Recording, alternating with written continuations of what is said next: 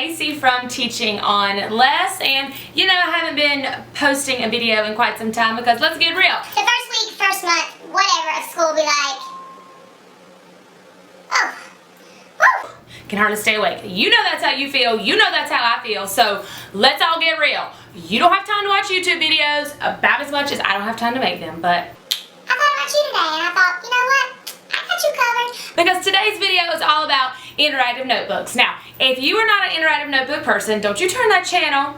You're gonna be. You just gotta sit tight and you gotta figure out how to make this work. This is a bunch of work. People complain about how much work it is. You know what? Work is work, and if you put everything you have into it, it's okay. You're gonna make it happen, but we gotta put some work in on the front end, because when you don't do that, you get stressed and you're like, interactive notebooks are horrible, I never wanna do them again. So I get to do presentations all over Georgia about interactive notebooks and how I do them. So that's what this video is about. I'm gonna teach you how you can do them. But before we get started, I wanna talk about a giveaway I'm doing on my blog right now, www.kaysemorris.com, and it is a free Alex and Annie bracelet. Shout out to Alex and Annie. They didn't pay me to say that. And it's an educator bracelet. It is so cute, and I've never done a giveaway before, and I think you need one. So if you go in the next, I don't know, 11 hours, I guess, because it's kind of almost over, and sign up on the raffle copter on my blog, you can win an Alex and Annie bracelet. That's kind of like my thank you to you guys for being, I've got 900 followers on TPT. Whoop, whoop. I'm so excited about it. So that's my thank you to you. And another shout out before I get started is to the Colorado Classroom. This teacher is so awesome. Her husband, who is a coder on the side and loves Teachers Pay Teachers, has developed this website. It's called the TPT Data Tracker. You probably already heard about it, but just in case you haven't, you need to go check it out, because what it does is it tells you exactly where you are on Teachers Pay Teachers without you having to scroll through all those pages. You know what I'm talking about, and figure out where you are. It has been wonderful. I will be honest with you, I'm very competitive. I wasn't supposed to say that. I am. I kind of like to win, and I like to know, oh, I've gone up 3 people today, or oh, I've gone down 7 people today, and I need to go figure out what's not working and fix it. So thank you, Colorado Classroom. I'm going to put the link in the description bar down below, and I hope that's okay if I say this. They are creating a brand new website. It's going to be a better version of what they have now, and it's called the TPT Helper, I think, and it is, I've already gotten to see it, got a sneak peek of it. It looks great. They haven't got all the kinks figured out just yet, so give them some time and we'll get that uploaded for you too, and I'll talk about that soon. Alright, here we go. Are you ready? Interactive notebooks. First things first, supplies. You need, what do you need? A notebook. Duh. Okay, but so a lot of TPT sellers or just interactive notebook people in general say you must have one of these. Now, and I don't know if this is in focus, but I hope you can see it. Okay, yeah. You must have a composition notebook. Now, I am a fan of a composition notebook. However, I am not a fan of telling students that one thing will not work. I work in a Title I school, and I can't tell children who bring a book to school, oh, that one's not going to work, you need to go get a composition book. No, I want my kids to come to school, and if they have a notebook of any kind, you're going to make it work, okay? This is preferred method just because they're a little bit more durable, they're a little bit, harder. Kids can throw them around and they don't really go anywhere. Also, make sure you never rip a sheet of paper out of a composition notebook, because if you do, you're going to mess up this binding and the pages are going to fall out and you're going to be like, ugh. Get one of these, okay? Children, if you're watching this, tell your teacher to come watch this video. Alright, first things first, supply number 1. You need one of these. Supply number 2 is, for me, I like to use these boxes, and this is what we use in my classroom. My desk, again, I teach middle school, but this works for elementary because I've taught elementary too. My desk have little racks under them, so each student has a box with a number on them. If you don't, and you're into the caboodle thing, I love saying that word. Caboodle. If you're into the caboodle thing, then you can do that as well, but I like this because each student has their own, and we share. Like, I have 4 blocks a day, so each student shares their thing inside the box. Now, this is just my children's box from home, but inside their normal box would be crayons, markers if you want to do them, Blah, blah, blah, blah. colored pencils. You also need some scissors. I found these at home. Listen, I'm not in my classroom, so I'm having to make things work right now, okay? I have a text message. Alright, so you need scissors. Now, most interactive notebook people are going to tell you that you need good old-fashioned Elmer's glue. Do not use the sticks. I will tell you, I thought I was going to be creative and use the sticks. And then I put my interactive notebook next to the window, and the next day when I came to school, none of my stuff was stuck to my interactive notebook because the glue melted like that. You can use this. This was how you want to roll. You know what? I don't want to roll that way anymore. I'm over it. I don't want to use glue. No more. No more. You need some tape. You got this? I used to have like a whole day worth of gluing, and then it just was ugh. Too much. People can't glue, y'all. People can't glue. And if they can glue, then it never fails. Somebody's gonna mess up. So why keep using something that's faulty? You need some tape. I prefer the transparent tape you can see all the way through, but that way you can tape your interactive notebooks and then students can still fold them and flip them and you have more places to write. So fire your glue patrol team. I used to call them my baby BB patrol team because that's the kind of glue you need to have on there.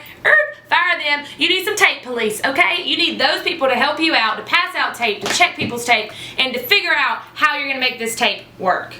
Tape. You need tape.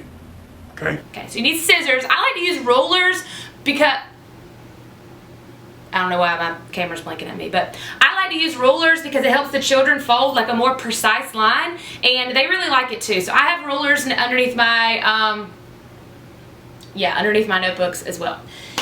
Alright, what else are we going to need? If you prefer and you like cute stuff like me and you don't have time for coloring, then I would purchase some Astra Brights. Yeah, you know what I'm talking about. Beautiful! I like to print some of my stuff on Astra Brights, so if the students don't necessarily have time to color it, they still are going to get that, beautiness, that beauty feeling of what it's supposed to be like. And I think research proves that if it's in color, they remember it better. I think that I remember it better, so I'm just going to go with that. But, so if you don't have time to color, then you know what? Get you some Astra Brights. I like to color, but if you don't have time, go with that. I also have a little saying, and if you've ever bought any of my interactive notebooks, let me put this stuff down. You will have seen the posters that come along with them. And my first saying is when I'm talking, you may cut and listen. So if we have an interactive notebook foldable for the day and I still need to get my teaching going on, then they walk in, they grab their interactive notebook, and I say, while I'm talking, you may cut and listen. I'm totally down with you cutting while I'm teaching. That's fine. Finish talking, you may color and chat. So if we finished doing the lesson and I feel like the students are engaged, they know what's going on, you may color and chat with your neighbor about what we learned or maybe what the assignment is. And then when we're finished with everything, you're going to finish and fan. We leave our interactive notebooks open for at least about 5 minutes or so. So if you use glue, this is a good way to finish and fan. And for other people, it's another good way to figure out if they have everything in the right place. We always keep our interactive notebooks open after we're finished for at least 5 minutes. So I can check it, their partner can check it, we can make sure everything is like it's supposed to be and that they're ready for their quiz or whatever they have going on at the rest of the week. Also, I love to house our interactive notebooks in the crates. I'll put a picture in right here. So the crates just work for me because I have them numbered 1, 2, 3, 4. Now you can have them numbered in alphabetical order. It doesn't matter how you do it. If you only have one set of students, that's fine too. But it's a great way to house them and you don't have students that forget them. They don't get junky and the kids need a place for their stuff. Everything has a place in my classroom and yours should too because it really makes a really big difference. So get a crate, put their notebooks in there or make them put them in there and they'll be responsible for them. They cannot check out a notebook from me unless they ask permission. So if it's before a quiz, they have to come to me and say, Miss Morris, can I take my notebook home? And I say, sure, but make sure you bring it back tomorrow. Another thing I love to tell my students is hard work pays off. And I always go, what did I say? And they must repeat, hard work pays off. Yeah, it's just what I do. You don't have to do that. But the true statement with all that is hard work pays off, and it means that I pay $20 to the student that has the best interactive notebook at the end of the year. And that gives them I know that you shouldn't have to pay and reward students, but for me it's important. And the students really are like up for competition for it. By Christmas time, they're like, I'm getting that $20. And it's really fun to watch them kind of compete and take pride and ownership of what they have. I'm really not going in order because I have just stuff strode everywhere. This was just an example of things you can do with Astra Brights. I use these as vocabulary. So let's say that I'm doing an interactive notebook on September 11th because that day's coming up. I have one of those in my store if you need anything. September, type in 9/11. Okay, so here are the the words that I use with Astra Brights because it looks cute. Their interactive notebook foldable though is going to go with the words, so that way they can kind of have a connection. I can't tell you how many times it's been so beautiful. Interactive notebooks when people say, do they work? And I say, you know what? Let me tell you. I remember the first time when I said, I know interactive notebooks work and I'll never ever leave them. Of course, unless something else comes along that's even better.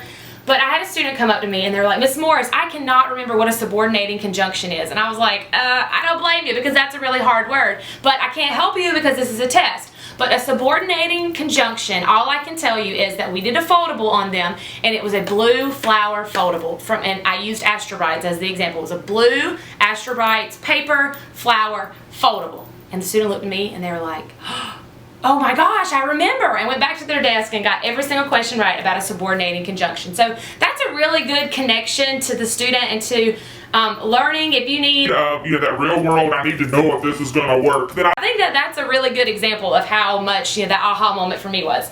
Now, what happens when your notebooks start looking like this? Okay, this is a problem that they're gonna have. I'm okay with this. If you're not okay with this, then what I suggest that you do is to go ahead and divide your notebooks into sections and make sure that if there's a bad section, you can kind of tell the student where to go. Okay, well, see, I have so much coming out of mine that I don't really even know what to tell them. But I'm okay with this. Like, as long as it's a confined mess, it doesn't bother me. But if you had the little tabs on the side that told you where to go, you could be like, hey, on tab 2, you've got some really junkiness going on. I need you to fix that. So that's a good example of what you could do with that.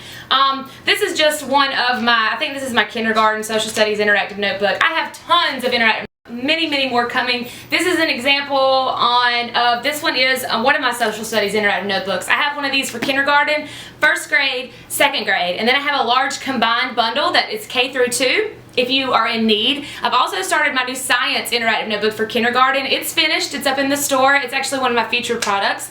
And then I'm almost finished with the 1st grade science one, and it is so exciting, I'm not even gonna lie. And EduClips, I love you so much, in case you didn't know. And I just love her, and she makes my notebook so much better. So thank you, EduClips. You know what I'm talking about. I love you. You're the bomb. So I'm waiting on one little piece of clip art, and then it'll be done. And then I'm going to work on 2nd grade and also have a combined thing with that. If you have a grade you want me to make an interactive notebook for, just email me. I'll get you. And then I also have one for middle school. It's actually 4 through 8. It's not just middle school, it's upper elementary. It's a reading interactive notebook, and it is kind of taken off lately, and I've gotten lots and lots of great feedback, and it's like my number 3 or 4 or 5 seller, I think, in my store right now. And if you want some more of those, let me know. I just don't really know what you want me to make with that one. And that interactive notebook's different because it has in every single lesson, and it has clickable links and all kinds of stuff that you can get with it. Another idea, now this is entirely too big, but you can see these are some of my interactive notebook pieces that I put in a Ziploc bag. Now you can get a smaller one, which is about like this. I prefer a 6x9 envelope, a manila envelope. Is that the right word? Manila? Envelope. And that way, if my students are working on a project, let's say that they're working on Grandparents' Day, okay? And they're in their foldable for Grandparents' Day, and we don't get finished, but we don't want to glue it yet, and we ran out of time. They can take their extra pieces and they can put them in the pocket and save them for tomorrow. And I really like that idea, and I think that's probably one of the best time savers that I've ever received. And I think that you just need to know that, okay? Okay. Another thing that I'm offering in my store right now is edible interactive notebook covers. So if you have an interactive notebook from years ago, or if you don't like an interactive notebook cover, or if you just want something different, I know I get in that mood, then I have these for free right now as my featured free product, and you can go on there and check those out, download them, do it, everyone's doing it. And I think that's kind of all that I need to say. Oh, one more thing. Also, we talked about incentives for students. Hire a cleanup crew. I have a cleanup crew every day. I let the kids shoot free throws during class with all their trash. It doesn't bother me. It might bother you, but it's a good way for all of us to kind of let loose. Trash is everywhere, and at the end of class, I have a cleanup crew that gets in and gets it done. And I give them things like incentives like Trojan tickets. For the most part, I give them song requests because those are my free incentives. And Song Request Friday is a big deal in my classroom, and as long as it is school appropriate, I will play it. So the kids will do whatever they can for song requests, and it's fun. Don't forget to sign up for my giveaway on my blog. Now, go do it now. www.kaysemorris.com. And I can't wait for you to see my TPT Love video. I keep talking about it. They pushed the date back, so I'm a little stressed out because I really want you guys to see it. It's done, 99.8% done. I've got a few little edits I want to go back and make just because after watching it a few times now, I'm like, maybe that could be better. So stick around to see that. I can't wait for you to see it. Love you guys. If you have anything you want me to talk about, shoot it in the description bar below. Make sure, cha-ching, woo! Doesn't that make you feel so good inside when your phone says that? Oh, okay, I'm sorry. So exciting. All right, I love you guys. See you next week. Let me know what you want me to talk about.